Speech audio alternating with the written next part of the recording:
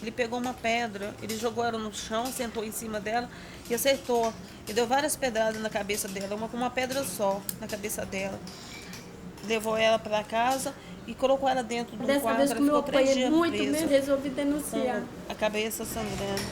Para me ferir, ele costumava bater nos meninos para chamar minha atenção. Ele deu um couro nela, mas ele começou a bater nela, era 8 horas da noite. Aí ela ele conseguiu parou 1 sair hora da manhã. de dentro do quarto e pediu ajuda. Ela pediu ajuda e caiu na rua. Aí o pessoal levou ela para o hospital. Falou assim, eu vou bater só na 10 sua dias. cabeça, nas suas costas, pra não aparecer. E ficou quase 1 ano sem memória. Olha, eu vou te bater muito, eu vou fazer com você igual a polícia faz com bandido. E me Eu bateu, vou me te jogava no torturar. chão assim, me bateu muito, mas muito mesmo. Aí ele trancou a porta, ligou o som da casa da Carla na maior altura e começou a espancar ela. Começou a bater, enfocou ela. Aí ele falou com ela, eu não vou te matar. Ontem eu queria até sair de você é casa e morar debaixo do viaduto, deixar tudo pra ele, que coisa material. Eu vou morrer, eu não vou levar. Ele ameaçava que se ela largasse ele, ia matar ela. Caso que eu não tenho família aqui, ele fala que se eu denunciasse alguma coisa, que ele ia Falou me com matar. ela, né, vou matar você e seus filhos. Os 2 meninos, né, os 2 filhos dele, e o que você tá esperando? Torturava ela, assim. Ele batia nela praticamente todos os dias. Ela já pensou em suicídio. Ela já tomou remédio para suicidar. Porque ela já entrou na frente de um ônibus. Porque ela falava, meu Deus, minha vida não tem mais sentido. A morte é melhor do que a gente ficar com um homem desse. Porque isso não é um homem, isso é um monstro.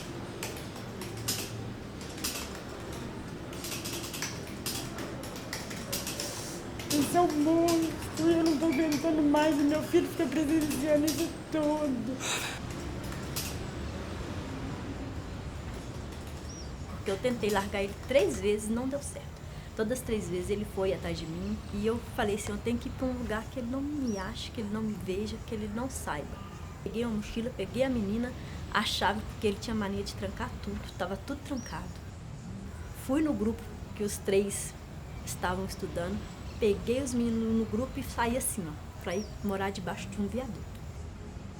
Se demorasse, ele procurava, fuçaria, até encontrar. Eu fui procurar uma assistência social naquela igreja. Tem ali atrás, assim, tem esse negócio de um advogado. Eu lembro que tinha tido uma palestra uma vez e ela falou que se a gente precisasse de uma advogada, que ela prestaria o serviço pra gente gratuitamente, advogada. E eu fui procurar ela para me saber, né, como que eu ia fazer. Aí ela foi e me falou como que eu ia fazer. Eu falei assim, ó, não tem lugar para ir. Eu tô na casa do meu tio, ele vai me achar lá. Aí ela pegou, foi e me falou comigo, do Bem-vinda. Se me deu o endereço do Bem-vinda, que ela na Gameleira, nessa época, né? E pra me procurar. Eu peguei e fui no Bem-vinda.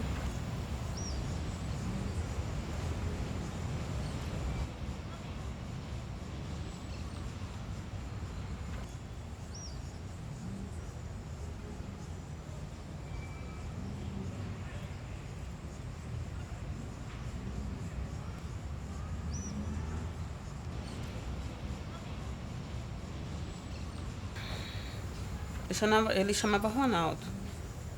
E ele, assim que ela conheceu ele era muito carinhoso, sabe?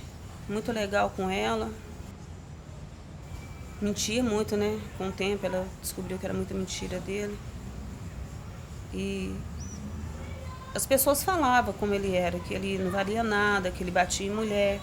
Mas a intenção dela, pensava, né, que ia mudar ele, que seria bom, que ela ia conseguir mudar ele. Mas ele piorava cada vez mais. E a vida dela foi virando um inferno. Toda a vida apanhou dele, continuou com ele, porque sempre teve medo dele.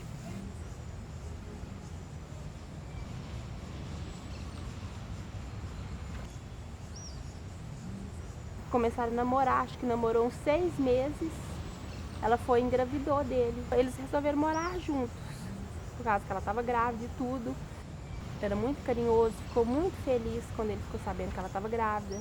Aí depois que esse segundo menino estava com uns 3 anos, assim, mais ou menos, ele já ficou agressivo. Ele começava a sair, chegar de madrugada. E começou a beber. Aí isso foi, com o passar do tempo, essa vida horrível. E ela não saía porque ela tinha medo das ameaças dele. E assim, não tinha ajuda da família, não tinha nada. Eu trabalhava no bairro São Pedro, né? E tinha uma colega que a gente, naquela época, eu gostava muito de ir numa discoteca. Amava ir na discoteca. Aí a gente ia pra discoteca muito e ele era colega dela. Ela foi e me apresentou ele. Foi ela que me apresentou ele. Aí eu conheci ele assim.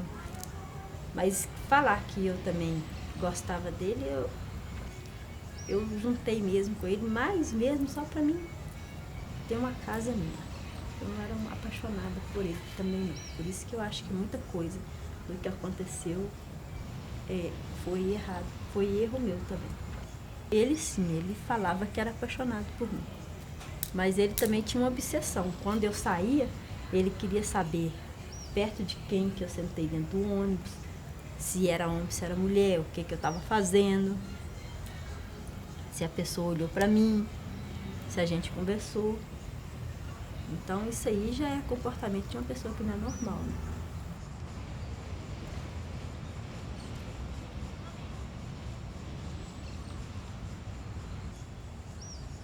Forcou ela. Aí ele falou com ela: eu não vou te matar porque você é a mãe dos meus filhos. Deu coronhada na cabeça dela, machucou ela muito. Aí nisso ele foi e dormiu, porque ele estava muito tonto e drogado. Ela conseguiu fugir. Era 1h da manhã, ela saiu com a roupa do corpo, não tinha um documento na mão, 1 centavo. Foi para casa de uma amiga. Aí essa amiga apoiou ela, deixou ela acabar de amanhecer o dia lá. Ela foi e saiu de manhã no primeiro ônibus para ele não ver ela. A amiga dela deu ela R$10, emprestou ela uma roupa. Foi, denunciou isso, tudo o acontecimento, né?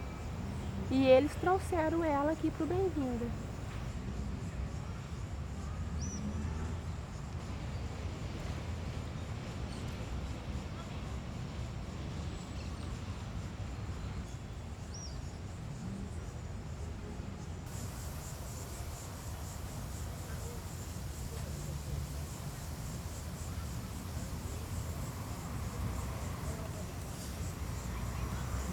Foi para a cidade, procurou a delegada da cidade, a delegada mandou ela para essa casa-abrigo e melhorou. Aí consegui chegar lá, conseguiu chegar na casa-abrigo. E não muda assim de um dia pelo outro, não. Demora muito.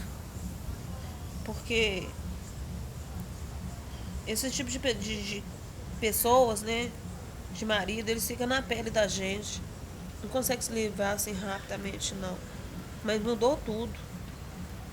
Mulher não pode ficar tentando mudar o marido dela, não. Porque isso é um caso perdido. Um homem dessa forma, isso é um caso perdido. Você tem que ajudar a si própria, correr atrás, seja feliz. Eu tô sozinha com 3 filhos, mas nunca fui tão feliz como eu sou agora.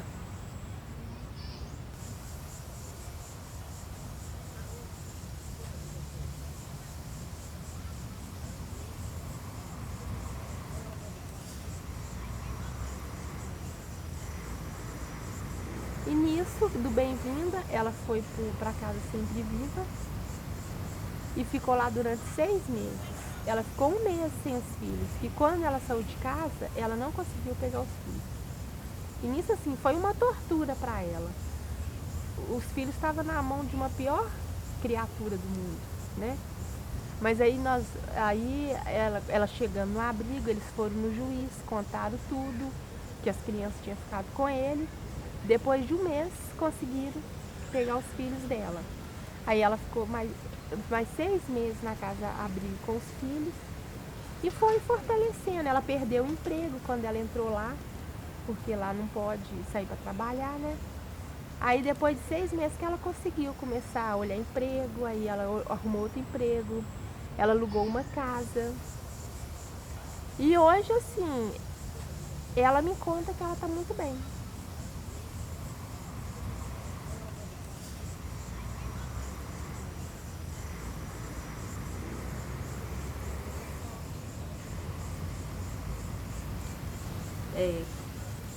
Fiquei lá 3 dias com meus meninos. Teve a psicóloga, a Ivete. Quando eu entrei, eu já conversei com ela. E tenho muito a agradecer até a Ivete, porque eu achava que eu estava muito... que eu não ia conseguir.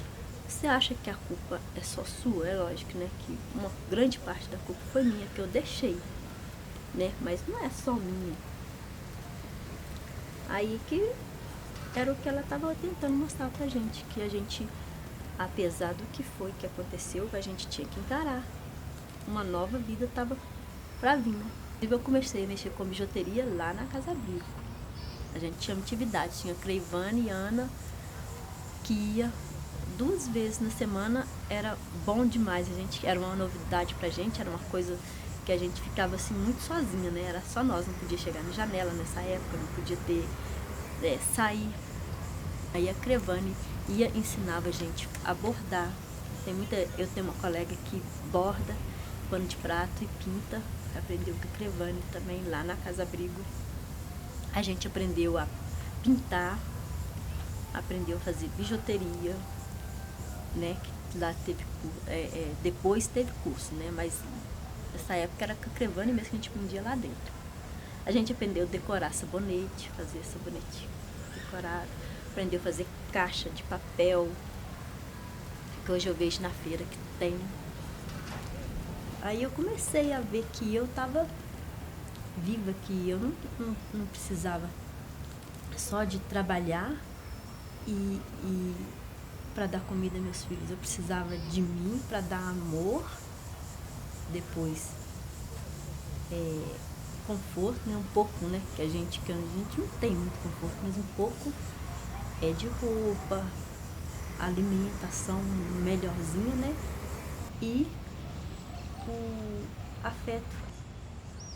Ela pegou os filhos dela, os 2 filhos mais velhos, ela estava grávida de 4 meses. Pegou os filhos, entregou para o conselho tutelar e foi para a estrada, de carona em carona até chegar o destino dela.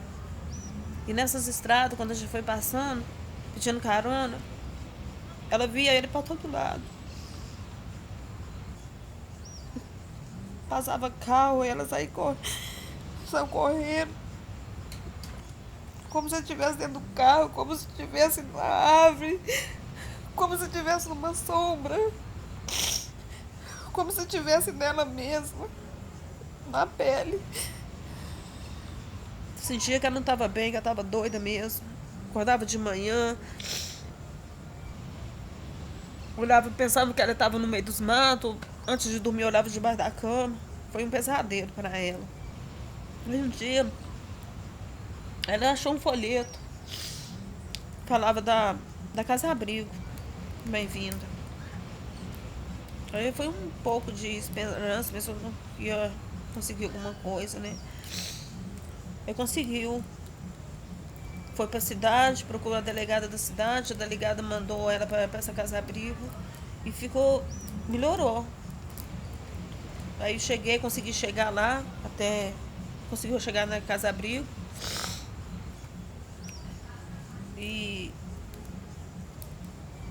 não muda assim de um dia pelo outro, não. Demora muito, porque esse tipo de pessoas, né, de marido, eles ficam na pele da gente. Não consegue se livrar assim rapidamente, não.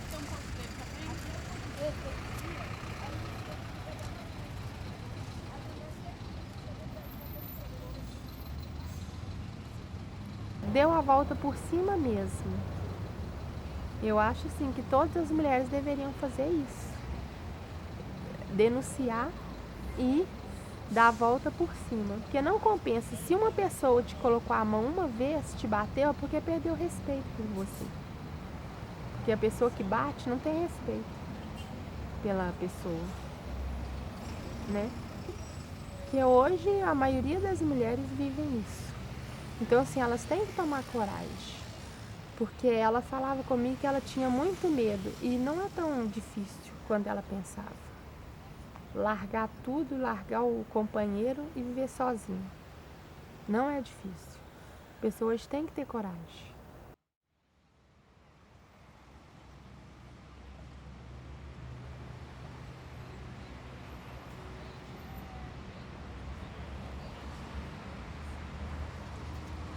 A Carla é assim, agora é mãe, né? Porque antes não era não, antes era uma coisa que ficava tentando mudar o marido dela, inclusive já começava a embalar com ele, né? Igual eu falei antes, né? Nas bebidas, droga, deixava o menino mal cuidado e tal. Agora não, a vida dela é diferente. Tem sempre alguém para ajudar. Tem que sair, não importa se tem. Inclusive, na Casa Abril tinha uma mulher, ela tinha 5 filhos, sozinha. Ela ficava em casa, o marido dela dormia o dia inteiro, ela colocava as coisas dentro de casa, ele pegava e ainda vendia, usava droga e ainda espancava ela. E ela saiu de casa com 5 filhos. Tem que procurar ajuda.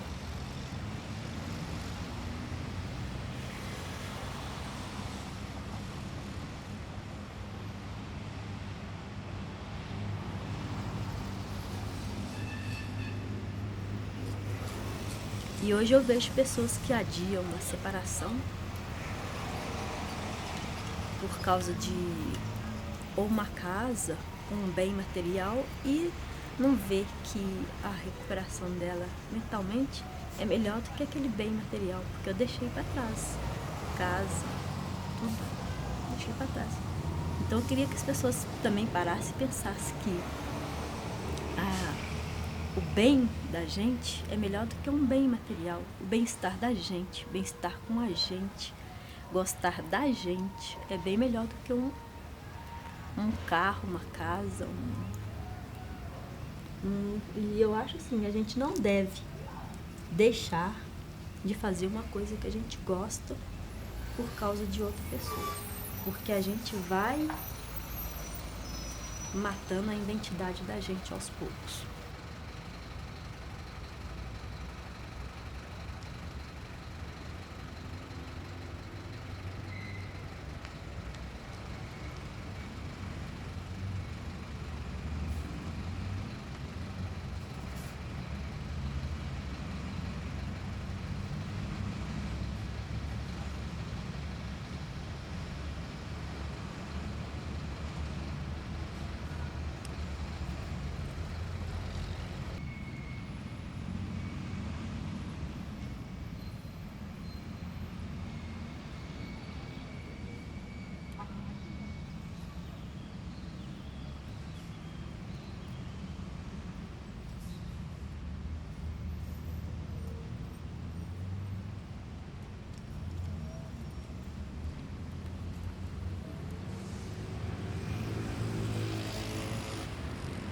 Tem sempre alguém para ajudar.